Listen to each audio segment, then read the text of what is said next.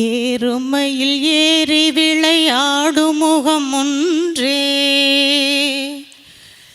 ஈசருடன் ஞான மொழி பேசும் முகம் ஒன்றே, கூறும் அடியார்கள் வினை தீர்க்கும் முகம் ஒன்றே, குன்றுருவ வேல் வாங்கி நின்ற முகம் ஒன்றே, மாறுபடு சூரரை வதைத்த முகம் ஒன்றே, வள்ளியை மனம் புணர வந்த முகம் ஒன்றே, ஆறுமுகமான பொருள் நீ அருளல் வேண்டும், ஆதி அருணாச்சலம் அமர்ந்த பெருமாளே, ஆறுமுகமான பொருள் நீ அருளல் வேண்டும், ஆதி அருணாச்சலம் அமர்ந்த பெருமாளே,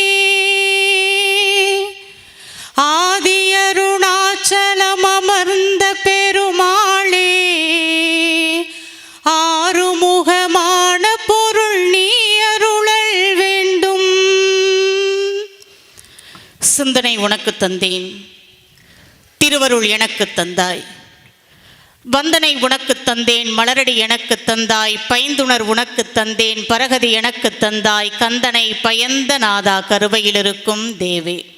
எல்லாம் வல்ல இறையருளாலே அருள்மிகு திருச்செந்தூர் சுப்பிரமணிய சுவாமி திருக்கோவில் கந்தசஷ்டி விழாவினை சீரோடும் சிறப்போடும் நடத்தி கொண்டிருக்கக்கூடிய விழா குழுவை சார்ந்த சான்றோர் பெருமக்களே, ஆலயத்தக்கார் ஐயா மரியாதைக்குரிய அருள்முருகன் அவர்களே, இணை ஆணையர் ஐயா ராமு அவர்களே, இந்த திருப்பணியிலே தங்களை ஈடுபடுத்தி கொண்டிருக்கக்கூடிய சான்றோர் பெருமக்களே, காவல் பணியை திறம்பட செய்து கொண்டிருக்கக்கூடிய காவல்துறையை சார்ந்த அன்பர்களே, அனைத்திற்கும் மேலாக சிறந்ததொரு ஒலி அமைப்பை தந்து கொண்டிருக்கக்கூடிய அன்பு தம்பி அவர்களே, படம் பிடித்து கொண்டிருக்கக்கூடிய அருமை சகோதரர் அவர்களே, எல்லாவற்றிற்கும் மேலாக பெரியோர்கள் பேசக்கூடிய சபையிலே சிற்றறிவில் கடைப்பட்ட அடியேனுக்கும் இந்த திருச்சபையில் தொடர்ந்து இடமளித்து கொண்டிருக்கக்கூடிய JKK ரங்கம்மாள் அறக்கட்டளையை சார்ந்த மரியாதைக்குரிய அம்மா என் செந்தாமரை அவர்களே, அனைத்திற்கும் மேலாக இங்கே கூடி நின்று எங்களை சிறப்பித்து கொண்டிருக்கக்கூடிய கோடான கோடி பக்த கோடிகளே, உங்கள் அனைவருக்கும் அடியேனின் சிரம் தாழ்ந்த வணக்கத்தினை தெரிவித்துக் கொள்கிறேன். கலியின் கிளி போக்க கந்தனை எண்ணு என்பது பழமொழி. ஆன்மாக்களுக்கு கந்தபெருமான் இந்த கலியுகத்திலே கட்டுத்தறி, அதாவது பற்றுக்கோடாக இருப்பவன். இந்த உலகம் பாருங்க, நாளுக்கு நாள் ஏதோ ஒரு அச்சத்தை நமக்குள்ளே ஏற்படுத்தி கொண்டே இருக்கிறது, அச்சுறுத்தி கொண்டே இருக்கிறது. எல்லாருக்கும் ஒரு கவலை இருக்கும், எல்லாருக்கும் ஏதோ ஒரு கேள்வி இருக்கும், ஒரு கலக்கம் இருக்கும். அதில் எந்த பாகுபாடமெல்லாம் கிடையாது. செல்வந்தராக இருக்கலாம், எளியவராக இருக்கலாம், எல்லாருக்குமே அந்த கலக்கம் உண்டு. தங்க ஊசியில் குத்தினாலும் வலிக்கத்தான் செய்யும், சாதாரண ஊசியில் குத்தினாலும் வலிக்கத்தான் செய்யும். நாம் நினைக்கிறோம் ஓட்டு வீட்டில் இருந்துக்கிட்டு நாம் புழுங்குறோம், அவங்க ஏசியில் இருந்துக்கிட்டு புழுங்குறாங்க. மனப்புழுக்கம், அவ்வளோதான் வித்தியாசம், வேற ஒன்றும் இல்லை. ஏதோ ஒரு கவலை, ஏதோ ஒரு கலக்கம், ஏதோ ஒரு பயம், ஒரு எதிர்காலத்தை குறித்து, வேலையை குறித்து, உடல் நலத்தை குறித்து, முதுமையை குறித்து, தனிமையை குறித்து ஏதோ ஒரு கவலை எல்லாத்துக்குமே இருக்கு. ஆனால் பாருங்க, முருகப்பெருமானை நம்பிட்டீங்கன்னு வைங்க, இந்த அச்ச ரேகை மனசுக்குள்ள அச்சம் வருது இல்லையா, அந்த அச்ச ரேகை முகத்துல தென்படும் பொழுதே முருகப்பெருமான் வெளிப்பட்டு, ஆறு முகம் நான் இருக்கிற, நீயே கவலைப்படுற, அஞ்சாதே என்று வந்து நிற்கும். அதுதான் ஆறு முகம். அஞ்சு முகம் தோன்றில் ஆறு முகம் தோன்றும், வெஞ்சமரில் அஞ்சல் என வேல் தோன்றும். நெஞ்சில ஒரே ஒரு முறை முருகா அப்படின்னு உள்ளம் முருகி நினைச்சு பாருங்க, இருகாலும் தோன்றும். முருகா என்று ஓதுவார் முன் என்று பெரியவர்கள் பாடியிருக்கிறார்கள் என்று சொன்னால் அது சத்தியம். அது அப்படியே கவியரசர் பாருங்க, திரைப்படத்தில் எவ்வளோ நாள் இந்த பாடலை கேட்டிருப்பீங்க. சரவண பொய்கையில் நீராடி துணை தந்தருள் என்றேன் முருகனிடம், கேட்டிருப்போம்ல. அவனிடம் சொன்னேன் என் அஞ்சுதலை, அந்த அண்ணலே தந்து வைத்தான் ஆறுதலை. இவ்விடம் இவர் தந்த இன்ப நிலை கண்டு என்னிடம் நான் கண்டேன் மாறுதலை. சரவண பொய்கையில் நீராடி துணை தந்தருள் என்றேன் முருகனிடம். இருக்கரம் நீட்டி வரம் கேட்டேன், இருக்கரம் நீட்டி வரம் கேட்டேன். அந்த மன்னவன் இன்னருள் மலர் தந்தான். கேட்டிருக்கோம்.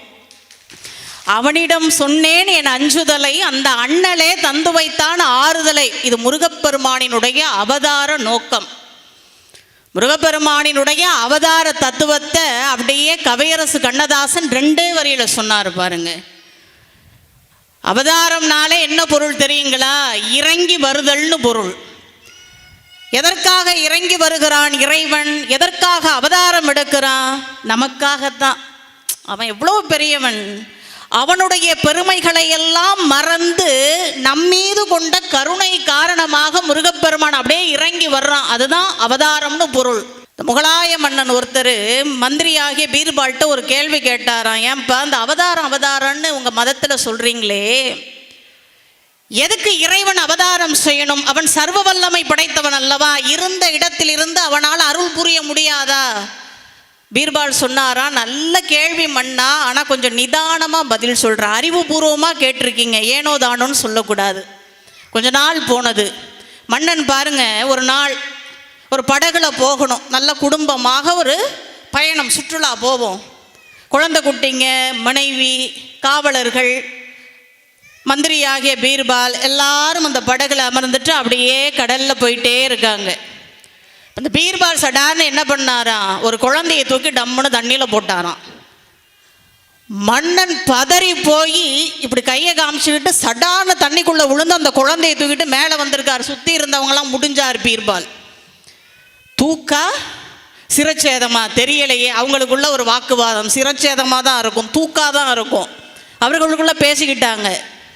இப்போ மன்னனுக்கு கோபம், என்ன சொல்கிறதுனே தெரியல. என்ன பண்ணீங்கன்னு கேட்டப்ப பீர்பால் சொன்னாராம், ஏமண்ணா உங்களுக்கு தான் இவ்வளவு காவலர்கள் இருக்காங்கல்ல, நீங்கள் சொன்னால் 100 பேர் குதிக்க மாட்டாங்களா? நீங்கள் எதுக்கு குதிச்சிங்க? யோ, விழுந்தது ஏன் பிள்ளையா? அதே மாதிரி தான் ஆண்டவனும், அதே போலத்தான் இறைவனும்.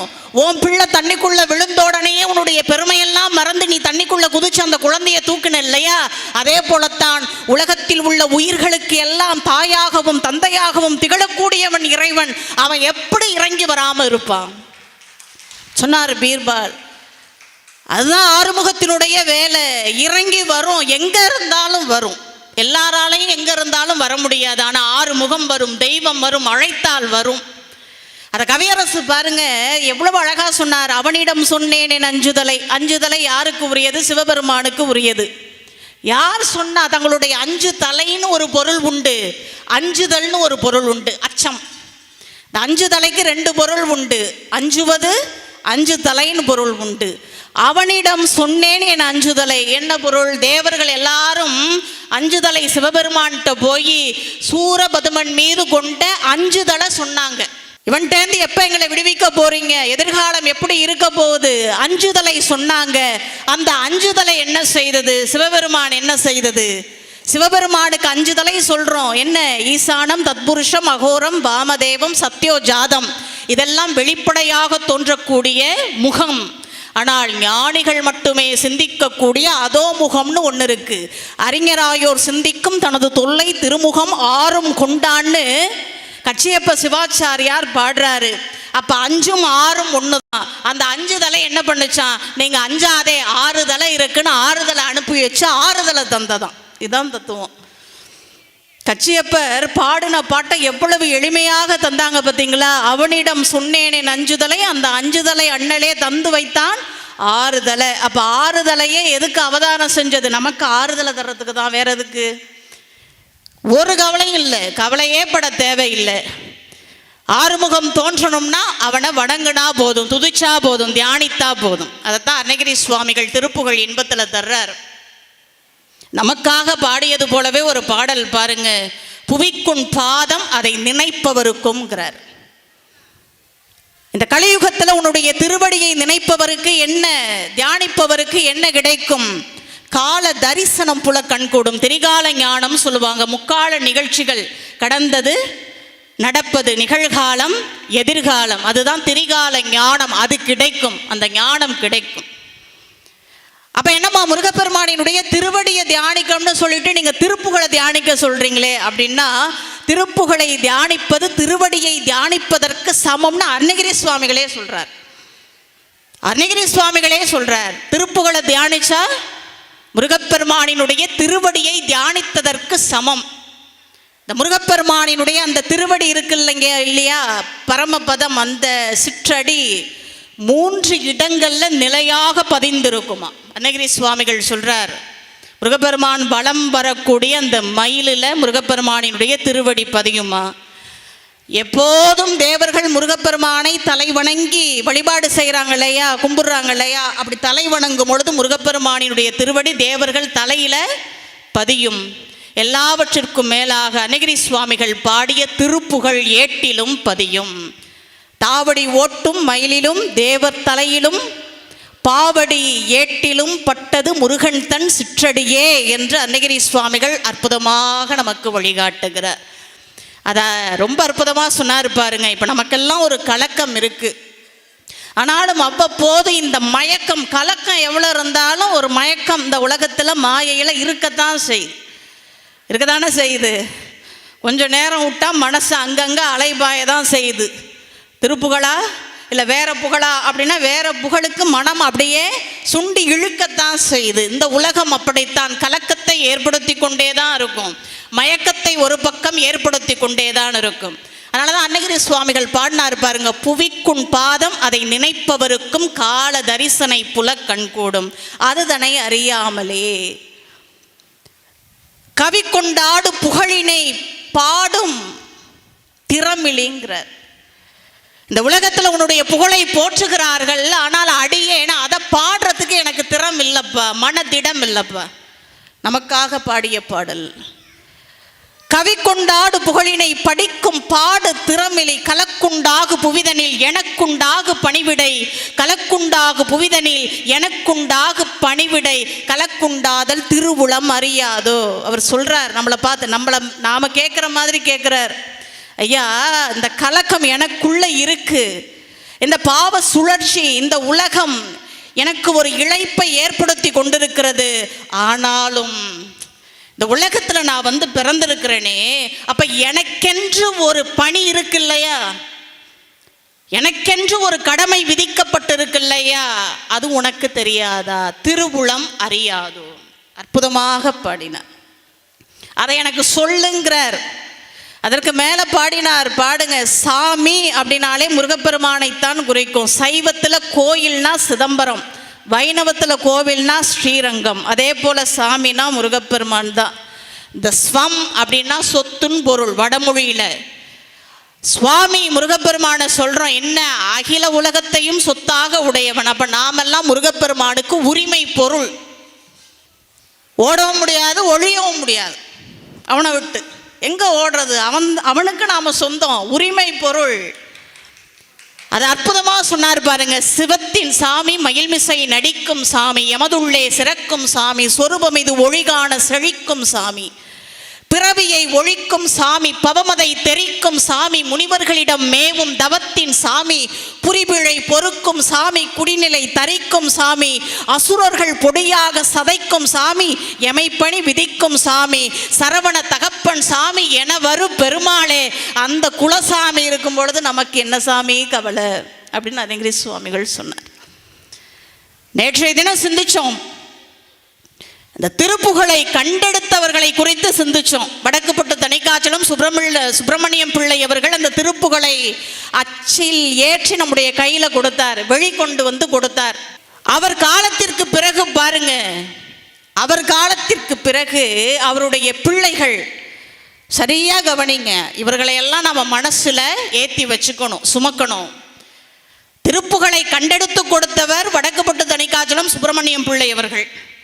அவர் காலத்திற்கு பிறகு அவருடைய பிள்ளைகள் இருவர், சிவசண்முகம் பிள்ளை, தணிகை மணியார் என்று போற்றப்படக்கூடிய வாசு செங்கல்வராய பிள்ளை. செங்கல்வராய பிள்ளை அந்த சுப்பிரமணியம் பிள்ளை அந்த தணிகை மலையான் மீது எவ்வளவு காதல் கொண்டவர், தனியாத அன்பு கொண்டவர் என்பதற்கு ஒரே ஒரு எடுத்துக்காட்டு போதும். அவருடைய சமாதி தணிகை கோயில் இருக்கு இல்லையா, திருத்தணிகை கோயில், அதை பார்த்தபடிதான் அமைக்கப்பட்டிருக்கும். அவ்வளவு பற்று. அவர் காலத்திற்கு பிறகு அந்த பொறுப்பை அவருடைய பிள்ளை, குறிப்பாக செங்கல்வராய பிள்ளை, தணிகை மணியான்னு சொல்லுவாங்க, அவர் எடுத்துக்கிட்டார். அவர் எடுத்துக்கொண்டு அருணகிரி சுவாமிகளை குறித்து ஆராய்ச்சி செய்கிறார். ஒவ்வொரு பாடலையும் ஆராய்ந்து ஆராய்ந்து பார்க்கிறார். முதலாக திருப்புகழ் பாடல்களுக்கெல்லாம் உரை எழுதிய பெருமை தணிகை மணியாரைத்தான் சாரும். உரை எழுதி எளிமைப்படுத்தி கொடுத்தார். அதுக்கு மேலே ஒன்று பண்ணார், என்ன தெரியுங்களா? முருகன் மீது கொண்ட இந்த அன்பு காரணமாக எப்படி சைவத்தில் சிவபெருமானுக்கு 12 திருமுறை இருக்கோ அதுபோல முருகப்பெருமானுக்கும் 12 திருமுறை வேண்டும்னு சொல்லி முருகவேள் 12 திருமுறை என்ற நூலை அவர் தொகுத்து தந்திருக்கிறார். இதையெல்லாம் வாங்கி படிங்க, இதெல்லாம் பிறவி பயன். அவர் அருணகிரி சுவாமிகளை குறித்து சொல்றாரு பாருங்க. பலரும் சொல்றோம் அருணகிரி சுவாமிகள் படித்தவரா, அவரை குறித்து தெள்ளத் தெளிவான ஆதாரங்கள் எதுவுமே இல்லை, செவி வழியாக சொல்லி சொல்லி அதைத்தான் இன்னைக்கு நாம சொல்லிட்டு இருக்கோம். அவர் படித்தவரா, பல பேர் இல்லைன்னு சொல்றோம். ஆனால் அந்த ஒவ்வொரு நூலையும் ஒவ்வொரு பாடல்களையும் ஆய்வு செய்த தணிகை மணியார் சொல்றாரு, அருணகிரி சுவாமிகள் இளமையிலேயே கற்று தேர்ந்தவர். திருப்புகழ் பாடல்களை பார்த்தா அது தெரியுங்கிறார். இப்போ மூவர் முதலிகள்னு சொல்றோம். சைவம் சமயம் வளர பாடுபட்டவர்கள் யாரு? தேவாரத்தில் மூவர் முதலிகள், திருஞான சம்பந்த பெருமான், திருநாவுக்கரசு, அப்பர் சுவாமிகள், மூவர் முதலிகள்னு சொல்லுவோம் அவங்கள. அவர்களினுடைய வரலாற்றை சேக்கிழார் பெருமான் எப்படி எழுதினார் அப்படின்னா, கேட்டு மட்டும் எழுதலை, அவர்கள்ட்ட பாடல் குறிப்பு இருந்ததில், தேவாரத்தில் பாடல்கள், அதை சாட்சியாக வைத்துத்தான் அவர்களுடைய வாழ்க்கை வரலாற்றை நமக்கு தந்தார் சேக்கிழார் பெருமான். அதே போல தணிகை மணியாரும் பாருங்க, முருகப்பெருமானை குறித்து அருணகிரி சுவாமிகள் பாடியிருக்கிறார். அந்த பாடல்கள்லாம் பார்க்கும் பொழுது திருமுருகாற்றுப்படை, அருணகிரி சுவாமிகள் பாடல்களில் திருமுருகாற்றுப்படையை எப்படி அவர் ஊன்றி படுத்திருக்கிறார், அதே போல தேவார பாடல்களோடு எப்படி ஒன்றி இருக்கிறார், திருவாசகத்தால் எப்படி மெழுகு போல உருகி இருக்கிறார் அப்படிங்கிறத அந்த பாடல்களை வைத்து அவர் சொல்றார். அப்ப இளமையிலேயே கற்றவர். காரணம் என்ன தெரியுங்களா? ஒண்ணுமே இல்லைங்க. இப்ப பார்வை இல்லாதவங்க தடுக்கி விழுந்து யார் மேலேயாவது விழுறாங்கன்னு வைங்க, ஐயோ உங்களுக்கு கண்ணு தெரியாதுங்க விட்டுருங்க சொல்லுவோமா இல்லையா? நல்லா கண்ணை முழிச்சுக்கிட்டு போய் ஒருத்தவங்க மேலே விழுங்க, என்ன சொல்லுவாங்க? உனக்கு கண்ணு இருக்கா இல்லையா? கண்ணு இருக்கா இல்லையா?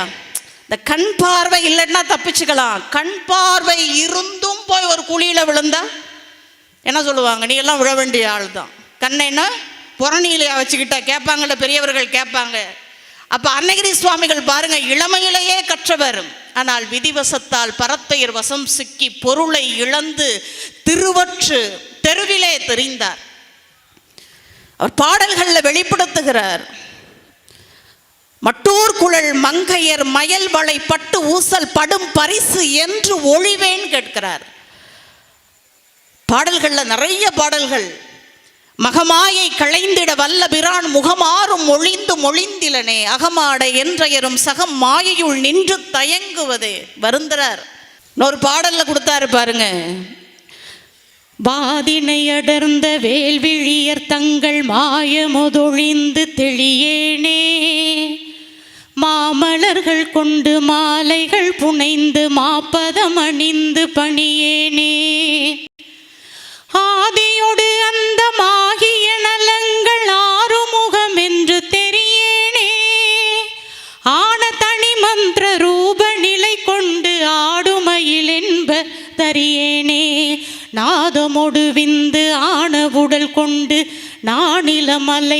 திரிவேனே. நாகமணிகின்ற நாதநிலை கண்டு நாடியதில் நின்று தொழுகேனே.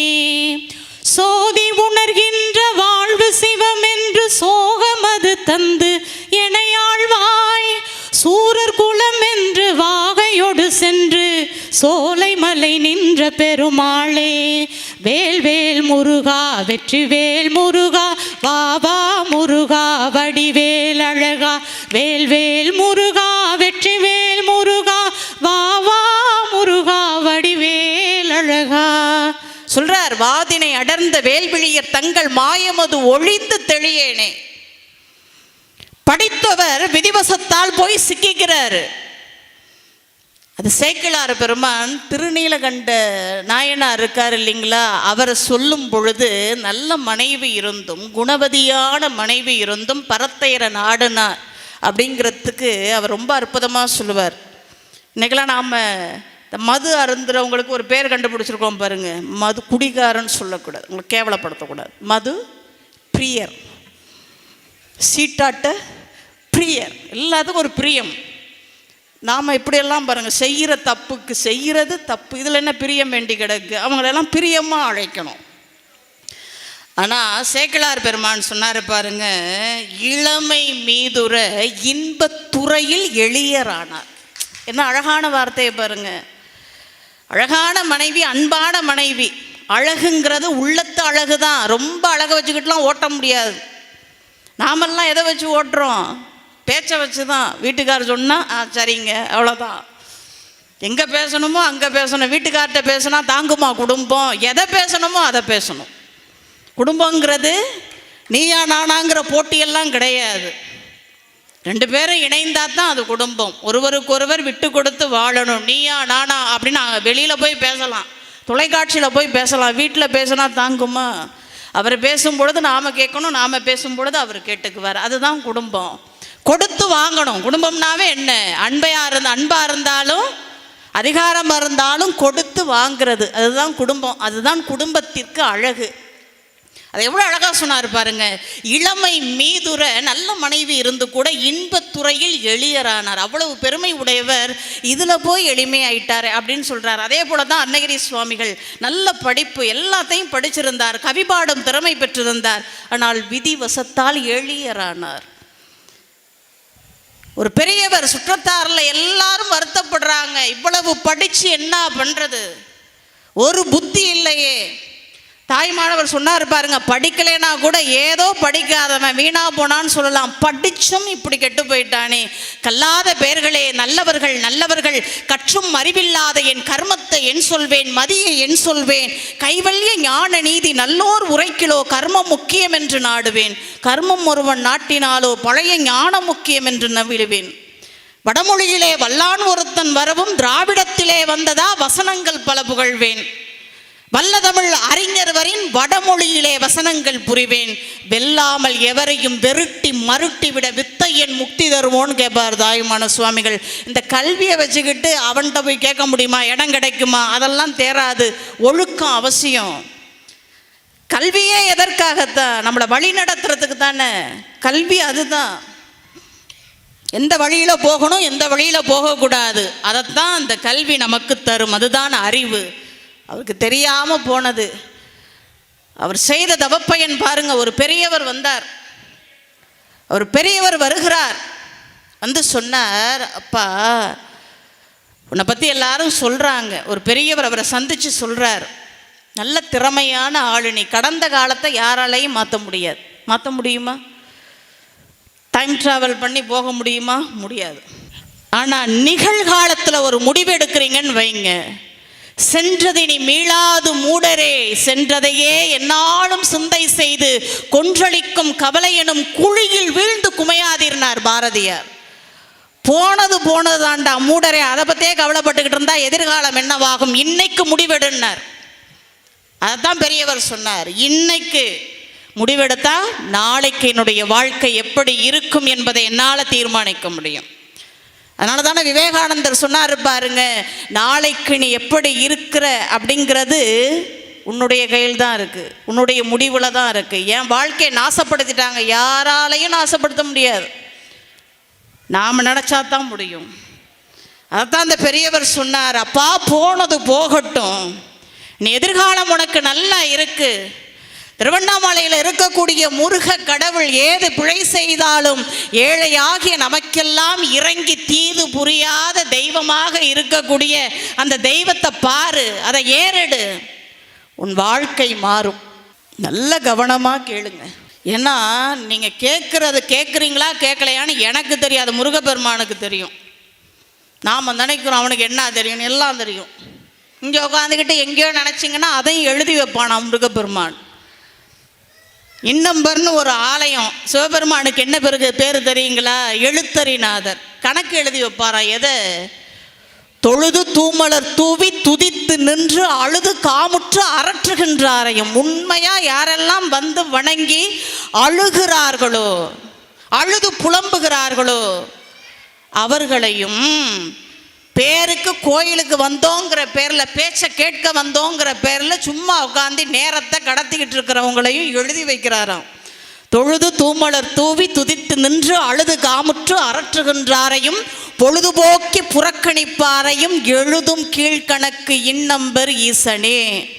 அதனால் இங்கே நீங்கள் உட்காந்துருக்கலாம், மனசு உட்காரணும், அதான் முக்கியம். நாம் இப்படி உட்காந்தா பிரயோஜனம் இல்லை.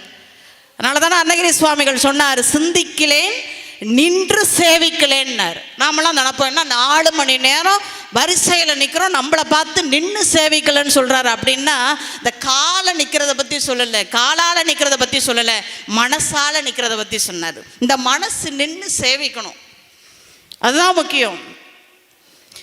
அதைத்தான் பெரியவர்கள் சொன்னாங்க. போனது போகட்டும், திருவண்ணாமலையில் இருக்கக்கூடிய முருகப்பெருமான நன, உன்னுடைய வாழ்க்கை மாறும், உன்னுடைய வினை தீரும். ஆனால் அப்பவும் அவர் கேட்கலையே. படிச்சிருக்கோம்ல, கேட்குமா அறிவு? அதே போல வாழ்ந்தார். ஆனால் அந்த நல்ல தவ பையன் கூடும் வேளை வந்தது. இவர் போய் பெரியவர்களை எல்லாம், பொருள் உள்ளவர்களை எல்லாம் போய் பாடி பரிசா பரத்தையர் வசம் கொடுத்தாரு. பரத்தையர்கள் அவங்களுக்கு என்ன கொடுத்தாருன்னா தொழு நோயை கொடுத்தாங்க. நோயால் பீடிக்கப்பட்ட சில நோய் பாருங்களேன், நாமளாம் சொன்னாதான் தெரியும் சில நோய். ஆனால் சில நோய் மற்றவங்க பார்த்தாலே தெரியும் எவ்வளவு கொடுமை. நாம் சொல்லலைன்னாலே நம்ம ஆளுங்க உங்களுக்கு ஒன்றும் இல்லையான்னு ரொம்ப வருத்தப்படுறாங்க. அது எப்படி இருக்காமல் போகும்? எனக்கு இருக்குது, உங்களுக்கு எப்படி இல்லாமல் போணுச்சு அதை சொல்லுங்கள். சில நோய் சொன்னால் தான் தெரியும், சில நோய் பார்த்தாலே தெரியும். நினச்சி பாருங்களேன், அது எவ்வளவு கொடுமை. தொழு நோயாளியாக திரிந்து கொண்டிருந்தார். அப்போ தான் அவருக்கு அந்த பெரியவர் சொன்னது நினைவுக்கு வந்தது. பட்டாலும் கெட்டாலும் பயனில்லை என்று உற்றார் எல்லாம் அவரை விட்டெறிந்தார்கள். நீ எதுக்கும் இவன் பயன்பட மாட்டான், இவனால் என்ன ஒன்றும் புண்ணியம் இல்லை, சொன்னதை கேட்கலை, எக்கேடோ கெட்டு போகட்டும், விட்டெறிந்தார்கள். வேறு வழி இல்லை. அப்போ தான் திக்கற்றவர்களுக்கு தெய்வமே துணை அந்த நினப்பு வந்தது. போனார் அண்ணாமலை. நினைக்க முக்தி தரும் தலம், நினைத்தாலே முக்தி, எங்கிருந்தாலும் நினைக்கணும். அப்படி நினைக்க முக்தி தரக்கூடிய அண்ணாமலையில் போய் வடக்கு கோபுர வாயில் அமர்ந்து அப்படியே நிட்டையில் கூடுறார். எப்படி நடக்கும்?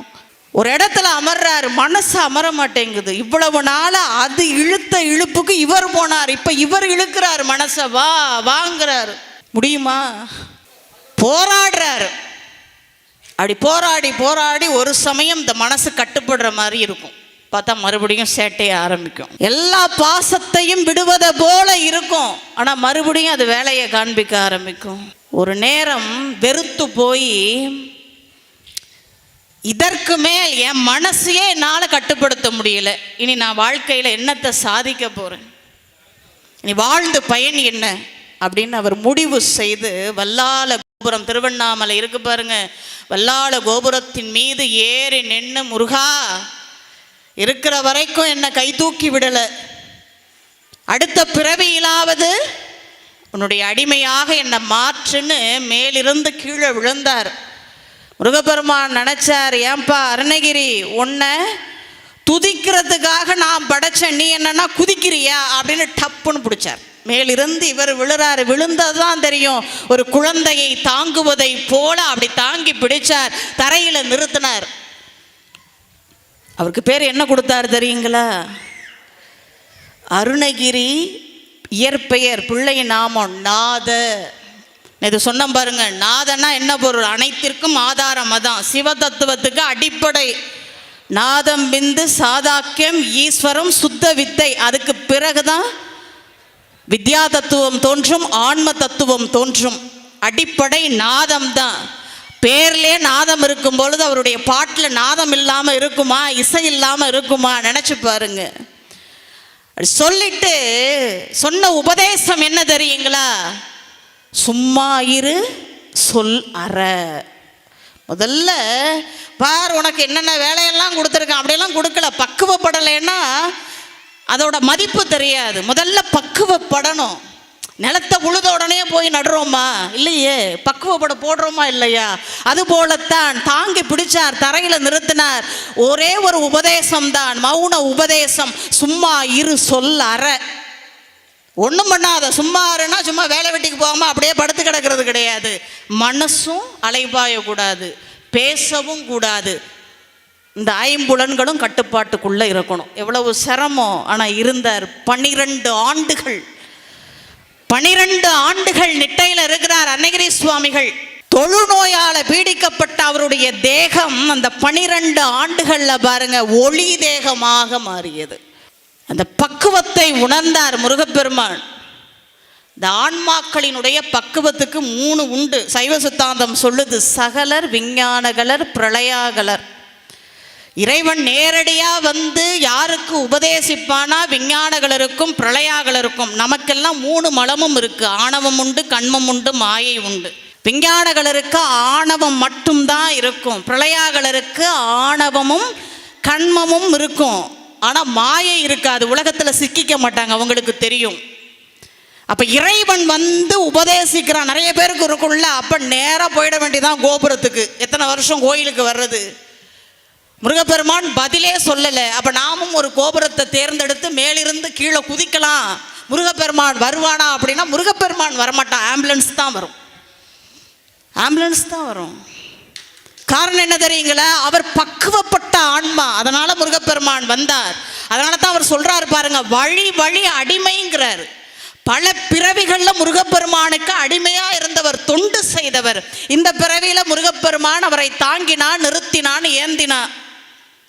நாம் அந்த முயற்சியெல்லாம் செய்யக்கூடாது. முதல்ல முருகப்பெருமான மனசார நினைக்கணும். அதுதான் முதல் வேலை.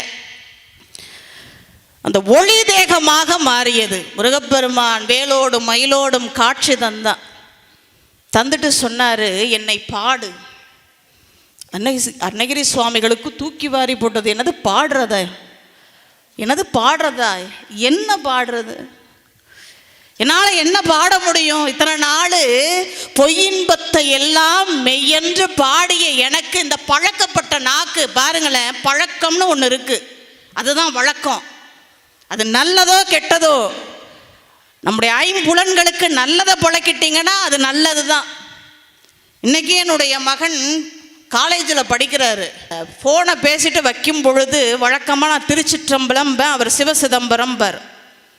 நான் ஒருவேளை திருச்சிற்றம்பலம் சொல்ல மறந்துட்டேன்னா அங்கிருந்து திருச்சிற்றம்பலம் கட்டக்குரலில் ஒரு என்ன மறந்துட்டீங்கன்னு நான் உடனே சிவசிதம்பரம் சொல்லி வைப்பேன். காரணம் என்ன தெரியுங்களா? பழக்கம். அது நல்லதோ கெட்டதோ பிள்ளைகளுக்கு சொல்லி தரணும். தன்னையும் அறியாமல் அது மனசுக்குள்ள போகும். அருணகிரி சுவாமிகள் சொல்றாரு பாருங்க, ஐயா நான் என்னத்தை பாடுவேன்? இந்த நான் இதுவரைக்கும் பொய்யின்பத்தை மெய்யென்று பாடி பாடி பழக்கப்பட்ட நாவுக்கு இப்போ உண்மையான மெய்யின்பத்தை பாடுவதற்கு வருமா? எப்படியா பாடுவேன்?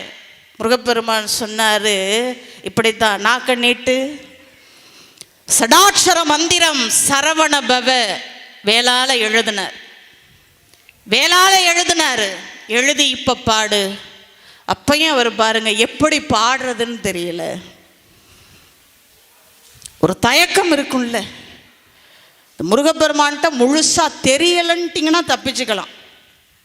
இறைவன்கிட்ட பணிவுங்கிறது ரொம்ப முக்கியம். அவன் அப்படியே பொறுப்பு எடுத்துக்குவான். இவர் சொன்னோடனே பாடலை, தெரிஞ்சிருக்கும்ல, அவர் ஒரு புலவர் தானே, பாடி இருக்கலாம். அப்பா எப்படி பாடுறது? அங்கே பாருங்க, சிவபெருமான் சுந்தரருக்கு பித்துன்னு அடி எடுத்து கொடுத்தார். எப்படி பாடணும்னு கேட்டப்ப என்ன சொன்னார்? நீ என்ன சொன்ன? நீ கைலையிலிருந்து வரும்பொழுது என்ன சொன்ன? மையல் மானுடமாய் மயங்கும் வேளையில் ஐயனே நீ என்னை தடுத்தாட்கொள்ள வேண்டும்னு. உன் பேச்சை நம்பி நான் அங்கேருந்து இறங்கி உனக்கென்று நியமித்த பெண்களை விட்டுட்டு நீ வேற பெண்ணை திருமணம் பண்ணும் பொழுது நான் உன்னை தடுத்தேன். ஆனால் நீ என்னை பார்த்து என்ன கேட்ட? பித்தனோன்னு கேட்ட. அப்போ பித்தனே பாடுன்ட்டார். பித்தன் பாடு. அதை சொல்லும் பொழுது பாருங்க, எப்பொழுதுமே இந்த இடத்துக்கு அடிச்சுக்க கூடாது, அந்த இடத்துக்கு அடிச்சுக்கணும். அது ரொம்ப முக்கியம். நாளைக்கு இந்த இடத்துல யார் உட்காருவாங்க தெரியாது, ஆனால் அந்த இடத்துல ஓடி போய் உட்காந்துடணும், சிக்கனை பிடிச்சிக்கணும். ஏன் தெரியுங்களா? 1000 பேர் முருகா முருகான்னு தவம் கிடக்குறோம். நமக்கு என்ன தகுதி இருக்குது? இங்கே வந்து உட்கார வச்சுருக்கானே, எவ்வளவு கொடுப்பின்னு. இந்த சின்ன சின்ன விஷயங்களில் பெரிய தவத்தை எல்லாம் நாம் இழக்கக்கூடாது. பித்தன் பாடுனார். அந்த பெயர் வந்து அவருக்கு பொருத்தம்ங்கிறார் கருவூர் தேவார். ஏன் தெரியுங்களா? இப்போ ஒருத்தர்கிட்ட ஒரு லட்சம் இருக்குன்னு வைங்களேன், 1 லட்சம் இருக்குது. அவர் பாகம் பிரிக்கும் பொழுது எப்படி கொடுக்கணும்? மனைவிக்கு குறைந்தபட்சம் ஒரு 30,000, 1 லட்சம் 30,000. பிள்ளைக்கு என்ன கொடுக்கணும்? மிச்சம் எவ்வளோ இருக்குது? 70,000த்தில் ஒரு 60,000மாவது கொடுக்கணும். மிச்சம் 10. நீ என்ன வேணாலும், உனக்கு 10 பத்தலையோ நீ வச்சுக்கன்னு விட்டுருவாங்க. அப்போ இந்த கொடுக்கும் பொழுது இப்படி கொடுத்தா தான் அன்பு இருக்குன்னு நம்புவாங்க. அதான உண்மை. ஒன்றும் இல்லாமல் 1 லட்சத்தில் இருந்தா ஒரு 1000 வச்சுக்க, இதுதான் என்னுடைய அன்பு பரிசு அப்படின்னா அத்தனை நாள் சோறு கிடைக்குமா வீட்டில்? ஓஹோ, 1000 தான் என் தகுதி. பிள்ளைக்கு 2000 கொடுத்து பாருங்க, கொள்ளி வைக்கிறதே தள்ளி வச்சுருவான். அதுக்கெல்லாம் நான் எதுக்குங்க? இன்றைக்கெல்லாம் மிஷின் வந்திருக்கு, உள்ளே அனுப்புனா வெளியில் வந்துடும். எதுக்குண்ணா? இதான் நடக்கும். ஆனால் இறைவன் அப்படி இல்லையா. 1 லட்சம் கணக்கு வச்சுக்கோங்க, அதை 100,000 பிரிங்க. 100,000 1 லட்சம். இந்த 99 பங்கு நீ யாருக்கு வேணாலும் கொடுத்துரு. கருவூரார் சொல்கிறார், 99 பங்கை யாருக்கு வேணாலும் கொடுத்துரு. ஆனால் அந்த 1 பங்கு அன்பு இருக்கு இல்லையா, அதை சிவனுக்கு கொடு. அவன் உனக்கு என்ன கொடுப்பான் தெரியுமா? அமருலகம் அளிப்பான். அதனால தான் அவனுக்கு பேரே பித்தன். 1000 ரூபாய் கொடுத்தா சோறே கிடைக்காது வீட்டில். ஆனால் சிவபெருமான் பாரு, உன்னை வீட்டின்பத்தில் வச்சுக்குவான். தத்தையங்கனையா தங்கள் மேல் வைத்த தயாவை 100,000 கூறிட்டு அத்தில் அங்கு ஒரு கண் வைத்தவருக்கு அமருலகளிக்கு நின் பெருமை பித்தன் என்று ஒருகார் பேசுவரேனும் பிழைத்தவை பொறுத்தருள் செய்யுங்கிறார். இறைவன் எவ்வளவு கருணை உடையவன் பாருங்க. இங்கே அவர் சொன்னார், அங்கே பித்துன்னார், இங்கே முத்துன் பாடு. முருகப்பெருமானுக்கு முத்தையன்னு ஒரு நாமம். அவன் சுயம் பிரகாசி. முத்து பாருங்க 20 இடங்களில் தோன்றும். சங்கிலிருந்து தோன்றுவது அரிதிலும் அரிதான முத்து. சிப்பியிலிருந்து தோன்றும், மீனின் தலையிலிருந்து தோன்றும், யானையினுடைய தந்தத்திலிருந்து தோன்றும், மூங்கில் இருந்து தோன்றும். மலைக்காடுகளில் வளருது பாருங்க, அந்த மூங்கில் இருந்து தோன்றும். அந்த முத்துங்கிற சொல்லுக்கு பல பொருள் உண்டு. பாசங்களிலிருந்து விடுபடக்கூடிய முத்தியை குறிக்கும். அன்பின் வெளிப்பாடாகிய முத்தத்தையும் குறிக்கும். அதனால தான் பாடும் பொழுது திருச்செந்தூர் பிள்ளை தமிழில் பாடும் பொழுது முத்தம் தருகவே அப்படின்னு பாடினார் புலவர். அந்த முத்து அப்படிங்கிற சொல் பாருங்க, அதில் எந்த குறையுமே கிடையாது. ஒவ்வொரு நவ மணிகள் எதுவாக இருந்தாலும் மற்ற மணிகள்லாம் பட்ட தீட்டணும். முத்து இயற்கையாகவே ஒளி உடையது, தோஷம் இல்லாது. யார் வேணாலும் அணியலாம், யார் வேணாலும் அணியலாம். குளிர்ச்சி உடையது. முருகப்பெருமானுக்கு பேர் அதனால தான் முத்தையன். தோன்றும் பொழுதே சுடரொளியாக தோன்றிய பெருமான் முருகப்பெருமான். முத்தையன் முத்து என்று பாடினார். அருணகிரி சுவாமிகள் இந்த முதலை கொடுத்தோடனே பாட ஆரம்பித்தார் பாருங்க. முதலை கொடுத்து தொழில் நடத்துன்னா நம்மளால் முடியாதா என்ன? முடிச்சு காட்ட மாட்டோம். அதுக்காக தானே காத்திருக்கோம். முத்தை தரு பத்தி திருநகை அத்திக்கிரை சத்திச்சரவண முத்திக்கொரு வித்து குருபர என ஓதும் முக்கட்பர மற்கு சுருதியின் முற்பட்டது கற்பித்த முத்திருவர் 33 வர்க்கத்தமரரும் அடிபேண 10 தலை தத்தை கணைதொடு ஒற்றைகிரி மத்தை பொறுதொரு பட்டப்பகல் வட்டத்திகிரியில் இரவாக பத்தற்கு ரதத்தை கடவிய பச்சை புயல் மெச்சத்தகு பொருள் பட்சத்தோடு ரட்சித்தருள்வதும் ஒரு நாளே தித்தித்தைய ஒத்தப்பரிபுர நித்தப்பதம் வைத்து பைரவி திக்கொட்க நடிக்க கழுகொடு கழுதாட திக்குப்பரி அட்டப்பைரவர் தொக்குத்தொகு சித்திரப்பௌர் இக்குத்திரிகடக எனவோத கொத்துப்பறை கொட்டக்கிழமிசை குக்குக்குகு குக்குக்குகு குத்திப்புதை புக்குப்பிடி என முதுக்கூகை கொட்புற்றல நட்பற்ற உணரை வெட்டிப்பலை இட்டு குலகிரி குத்துப்பட ஒத்துப்போறவள பெருமாளேன்னு கங்கை பாய்வதை போல பாய்ந்தார். பாடி முடிச்சுட்டு பாருங்க, இந்த தவத்தை செஞ்சு பழகிட்டோன்னு வைங்க, மனசு வேற இதுலையும் போகாது. மறுபடியும் நிட்டையில் கூட்டிட்டார். ஒரு பாட்டு பாடினார், மறுபடியும் நிஷ்டானுபூதி தான். நிட்டைனா அந்த ஐம்புலன்களையும் அடக்கி ஒன்றிலே நிலை நிறுத்துவது, அதுதான் நிட்டை. தூங்குறதுன்னு சொல்லுவாங்க சித்தர்கள். இப்போ நாமெல்லாம் தூங்கினா கனவு வரும், அதானே வரும். அப்பப்போ முருகப்பெருமான் வந்து போவான், நாம் அப்பப்போ வந்து போகிற மாதிரி. ஆனால் பெரும்பாலும் என்ன வருது, எல்லாம் கெட்ட கனவு தான், எல்லாம் எல்லாரும் தான், நான் உட்பட தான். பெரும்பாலும் என்ன கனவு வருது, கெட்ட கனவு வருது. ஆனால் அவங்க தூங்குனா என்ன வருமா? திருமூலர் சொல்றாரு பாருங்க, தூங்கி கண்டார் சிவலோகமும் தம்முள்ளே. சித்தர்கள் தூங்குறாங்கிறோமே, தூங்குவதுனா என்ன தெரியுங்களா?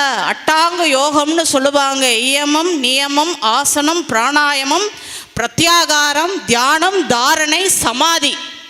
இந்த மூச்சை தேவையில்லாதெல்லாம் விளக்கிட்டு எதையெல்லாம் விளக்கணுமோ எதையெல்லாம் கூட்டணுமோ அதையெல்லாம் கடைபிடித்து பழக்க வழக்கங்களை கடைபிடிச்சு ஆசனம் நம்ம நல்லா போடணுங்கிறதெல்லாம் அவசியம் இல்லை.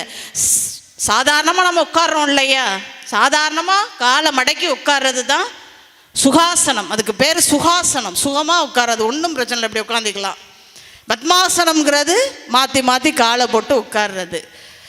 அப்படி ஆசனங்களை பழகி இந்த மூச்சை இயல்பாக நாம் பாருங்க இப்படி விடுவோம். கொஞ்ச நேரம், 1 மணி நேரம் மாற்றி மாற்றி அந்த ஓட்டம் இருக்கும். இதை இடகலை பிங்கலைம்போம். ஆனால் சித்தர்கள் மட்டும்தான் பாருங்க இதை அப்படியே மடை மாற்றி பூரகம் உள்ள இழுப்பாங்க.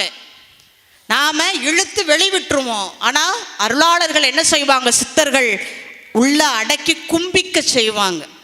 அப்படி வயிற்றுக்குள்ளே அப்படி அடக்குவாங்க மூச்சை, அதுதான் கும்பகம். அப்படி மூச்சை அடக்க அடக்க என்ன ஆகும்னா, மூலாதாரத்தில் உயிர் சக்தி குண்டலினின்னு ஒன்று இருக்கும், பாம்பு வடிவில் அப்படியே சுற்றி கிடக்கும். அந்த மூச்சு அங்கே சூடேற அது உயிர் பெற்று அப்படியே மேலே எழும்பும். அதுதான் உயிர் சக்தி. அப்படி மேலே எழும்பி ஒவ்வொரு ஆதாரமாக, அந்த ஆதாரம் பாருங்க தாமரை எல்லாம் இப்படி குவிந்து கிடக்கும்.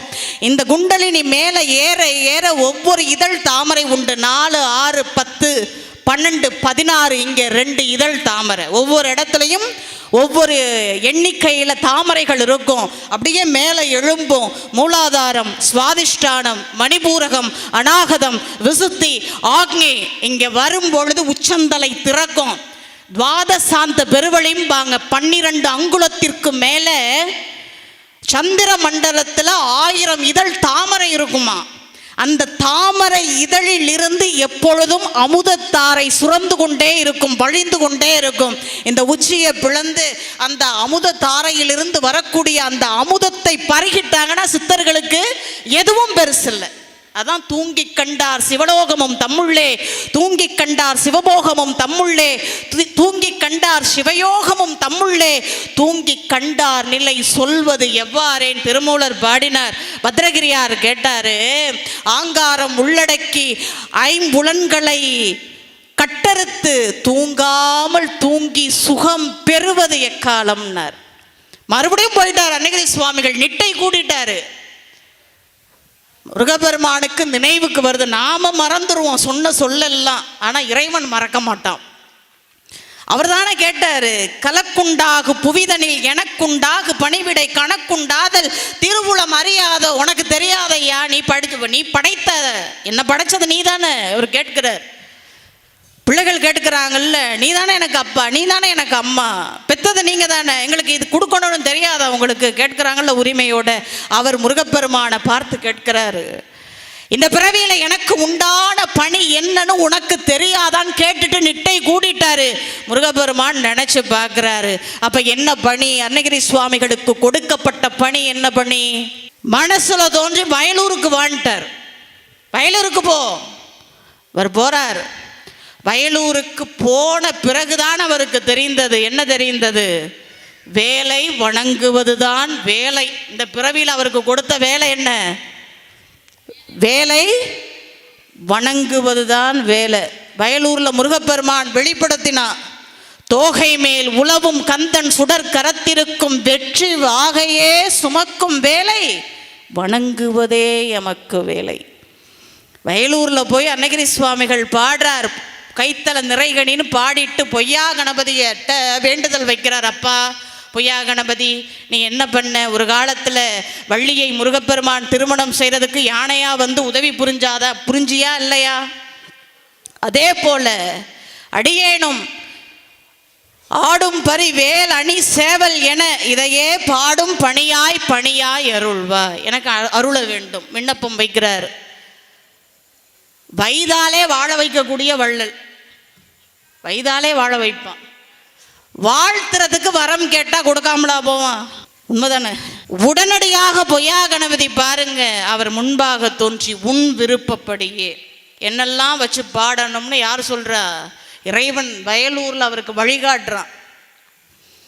செவ்வேளையும் கடப்ப மாலையையும் வேலையும் குக்குடத்தையும் பன்னிரு தோளையும் கடப்ப மாலையையும் உன் விருப்பம்படியே பாடு, இதுதான் உனக்கு விதிக்கப்பட்ட பணி. அருணகிரி சுவாமிகள் பாடுறார். வாழ்நாள் முழுவதும் பாடிக்கொண்டே இருந்தார். அருணகிரி சுவாமிகள் பாடினார்.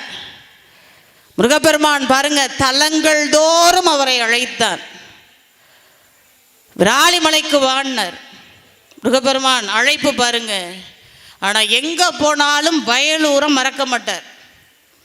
காரணம், வாழ்வு தந்த இடம் இல்லையா? பிள்ளையார் சுழி போட்ட தலம் ஆத்மார்த்த மூர்த்தி அருணகிரி சுவாமிகளுக்கு வயலூர் தான்.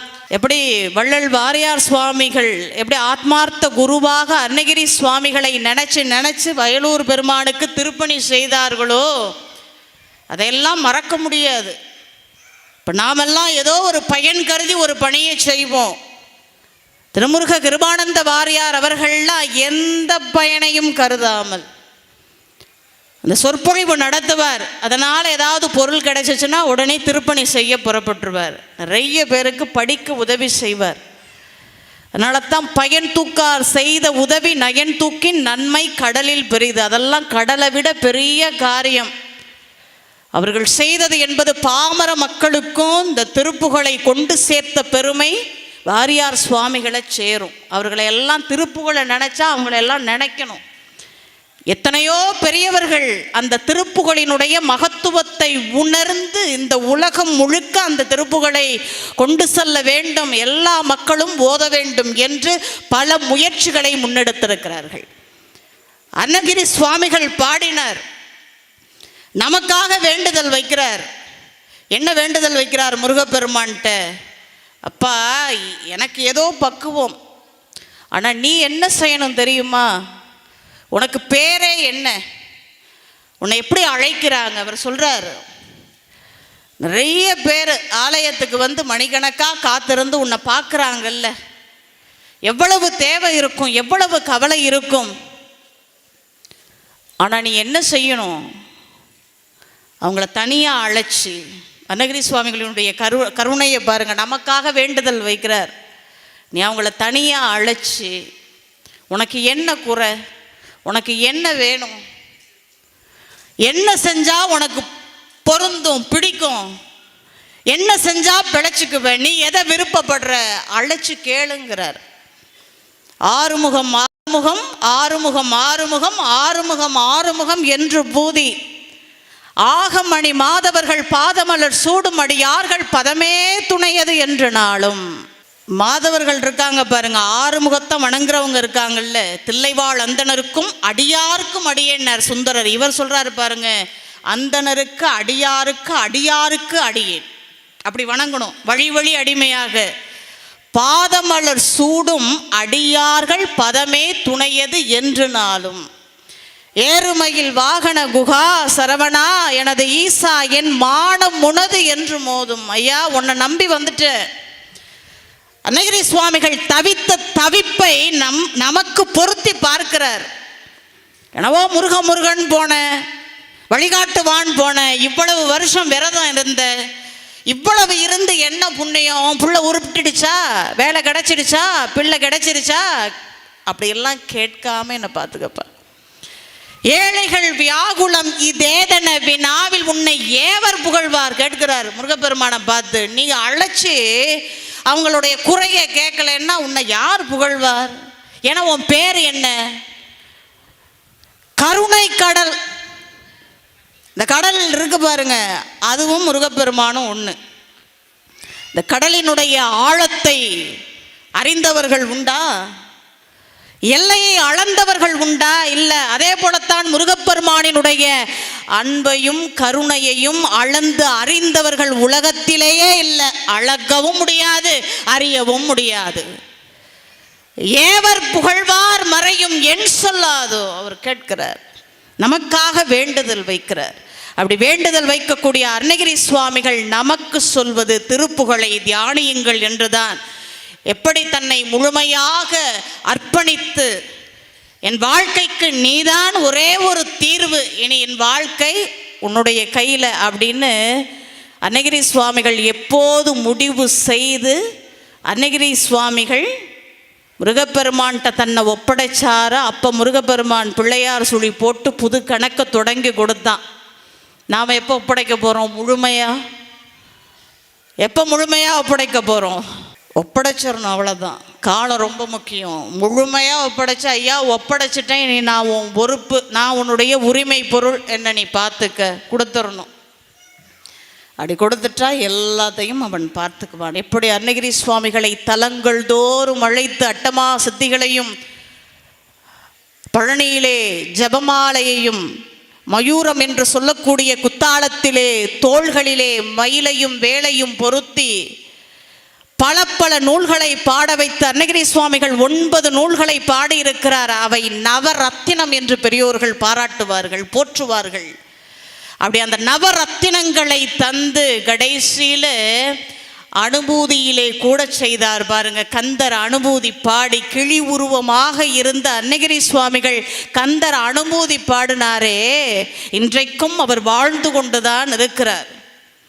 அப்படிப்பட்ட வாழ்க்கையை முருகப்பெருமான் லைஃப் லாங் செட்டில்மெண்ட்டுங்கிறோம் பாருங்க. ஒப்படைச்சிட்டா கொடுத்துருவோம், அவ்வளோதான். கவலையே பட தேவையில்லை, எழுதி கொடுத்துருவோம், அவ்வளோதான். அருணகிரி சுவாமிகள் நமக்கு வழிகாட்டுவது அதுதான். எனவே திருப்புகழ் இன்பத்தை சிந்தித்து கொண்டே இருங்கள். திருப்புகழை பாடினால் என்ன கிடைக்கும்? எல்லாம் கிடைக்கும். ஞானம் பெறலாம், நலம் பெறலாம், ஞானம் கிடைக்கும், எல்லா நலனும் கிடைக்கும். வானம் அரசால் வரம் கிடைக்கும். இங்கே உயர் பதவி என்ன, அங்கே இந்திரன்ட்ட போட்டி போடலாம். நான் வந்துட்டேன்ல நீ கிளம்பு அப்படின்னு சொல்லலாம். வானம் அரசால் வரம் கிடைக்கும். எல்லாத்துக்கும் மேலே வீட்டின்பமும் கிடைக்கும். எனவே திருப்புகழ் இன்பத்தை முடிந்த வரைக்கும் பாடல்களை எழுதி வைத்து கொண்டு முயற்சி செய்து பாடிக்கொண்டே இருங்கள். அந்த திருப்புகழ் இன்பத்தை பாடுவது என்பது முருகப்பெருமானினுடைய திருவடியை பாடுவதற்கு சமம், தியானிப்பதற்கு சமம் என்று சொல்லி இதுவரைக்கும் இந்த முகம் மலர்ச்சியோடு, இந்த முகம் மலர்ச்சி தான் எங்களை எல்லாம் பேச வைக்கும். மற்றபடி இங்கெல்லாம் ஒன்றும் கிடையாது. ஒரே படபடப்பு தான். வர்ற வரைக்கும் சின்ன பிள்ளை மாதிரி தான். நீங்கள் எப்படி கேட்குறீங்களோ அப்படி தான் எங்களுடைய பேச்சு. நீங்கள் எப்படி உள்வாங்குறீங்களோ அதை வச்சு தான் எங்களால் பேச முடியும். மற்றபடி அறிவெல்லாம் இங்கே ஒன்றும் இல்லை. நீங்கள் தான் உருவாக்குகிறீர்கள். அந்த வகையில் தொடக்கத்தில் இருந்து இந்த நேரத்தில் கூட அப்படி முகமலர்ச்சியோடு கேட்டுக்கொண்டிருக்கக்கூடிய உங்களுடைய திருவடிகளுக்கு என்னுடைய பணிவான வணக்கத்தை தெரிவித்து, அனைத்திற்கும் மேலாக தொடர்ந்து இந்த நிகழ்விற்கு உபயம் செய்து கொண்டிருக்கக்கூடிய மரியாதைக்குரிய அம்மா என் செந்தாமரை அவர்களுக்கும் என்னுடைய நன்றியை தெரிவித்து விடைபெறுகிறேன். வான்முகில் வளாது பெய்க, மலிவளம் சுரக்க, மன்னன் கோன்முறை அரசு செய்க, குறைவிலாத உயிர்கள் வாழ்க. நான்மறை அறங்கள் ஓங்கு நற்றவம் வேள்வி மல்க மேன்மைக்குள் சைவ நீதி விளங்குக உலகமெல்லாம். வெற்றிவேல் முருகனுக்கு, வீரவேல் முருகனுக்கு, ஞானவேல் முருகனுக்கு. நன்றி, வணக்கம்.